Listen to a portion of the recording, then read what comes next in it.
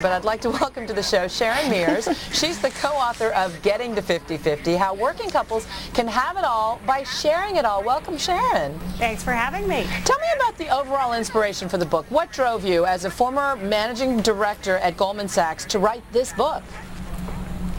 Well, we saw so many talented women having a hard time keeping the careers they worked really hard to get. And at the same time, we talked to all our guy friends, and they were really anxious about the fact they planned to be these terrific dads, really involved dads. And the workplace we have today says that, yeah, maybe moms need to get home, but it doesn't acknowledge the idea that dads need to be with their kids just as much as moms do. We're interested in a new study out in the UK that found that out of more than 12,000 5-year-olds, that working mothers were less likely to have active kids and healthy lifestyle kids than those who stay at home. And it really begs the question, you know, does supervision and parenting really just fall on the shoulders of the mom? Well, I think you raise a really good question, and I'll start by saying I'm a health nut. So when I read stuff like that, it really bugs me, and I have to ask myself, oh my God, is that me? Is that happening to my kids? And I think two things. Number one, you know, the first chapter of Getting to 50 reviews all the big child care and child development research, and we went and talked to the major experts across the country, and they say there's no reason for working moms to worry when we go to work, that if we want to work, we should know that children of working moms do just as well as those of moms who stay home.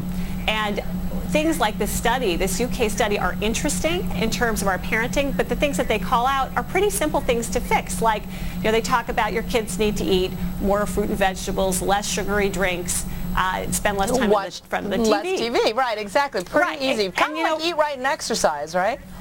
Exactly, like, and get your husband involved. Right. They don't seem to be solution-oriented. You know, again, these studies, this one infuriated me personally, but because it's just finger-pointing again. You know, and so we sit at home thinking, oh my God, like you said, Sharon, is this me? But how about some takeaways saying, okay, let's help each other, let's help our kids, you know? Well, Sharon, that gets us to the other half of your book, which is coming up with a game plan for getting our partners involved 50-50 in housework and parenting. So what's the grand plan to do that? Well, I think, you know, as your folks have just been talking about, a huge and important step is for we women to fire ourselves as household CEOs. You know, that's a big, tough step because you think all, you know, anarchy is going to break loose.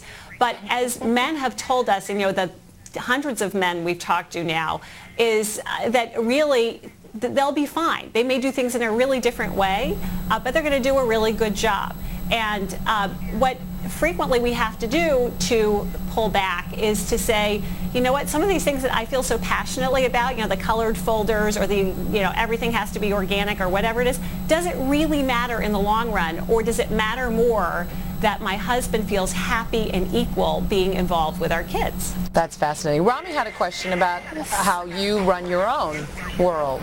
How do you keep readjusting in your own home, and do you have those sort of sit downs and say, okay, new school year, new schedules? Is it working for you? Yes, it is, and it's absolutely hard, and it takes lots and lots of conversations. And you know, I myself, you know, my parents got divorced, so I thought a lot about, you know, what makes a good marriage. And my husband and I talked a lot about equal sharing, and he's not a particularly liberal guy, you know, and so it was a big discussion. But going into parenting, we wanted to be very open with each other about what we thought we should both be doing. And we've gotten to a stage where now every week we sit down, you know, it can be even for 20 minutes with our calendars and say, what went well last week? What went badly last week? What's going to happen this week? You know, when do we have conflicting meetings?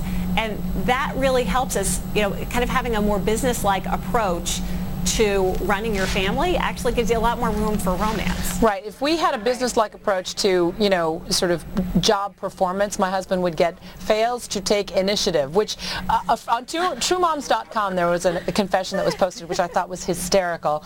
It said, my husband thinks he deserves a gosh darn medal every time he takes the kids somewhere, a movie, a walk, Home Depot. He forgets that I do this multiple times a day with all 3 children, and while he is out doing that, I'm doing the laundry, paying the bills, cleaning the house, etc., not sitting on my butt watching sports on TV. I mean, women have to really manage this resentment, as I was saying from the top of the show, right?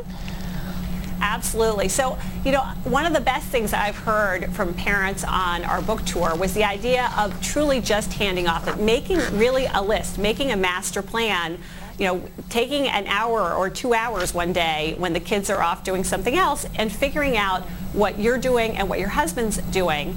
And that frequently helps people realize that A, maybe the list needs to be shorter, and B, if it's not fair, how to reallocate in a way that feels better. Okay, so thank you so much, Sharon Meers. The book is incredibly instructive. And Rami, any closing thoughts?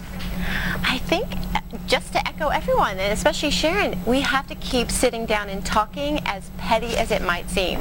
It's not a balance sheet. It's just treating it more like a business relationship. And I challenge everyone to make their list, including Clay. Okay, and maybe I have an eensy-beensy bit of responsibility in all this. I'm going to give up a little control. Don't tell my husband that, okay? But to continue this discussion, thanks, Rami. ABC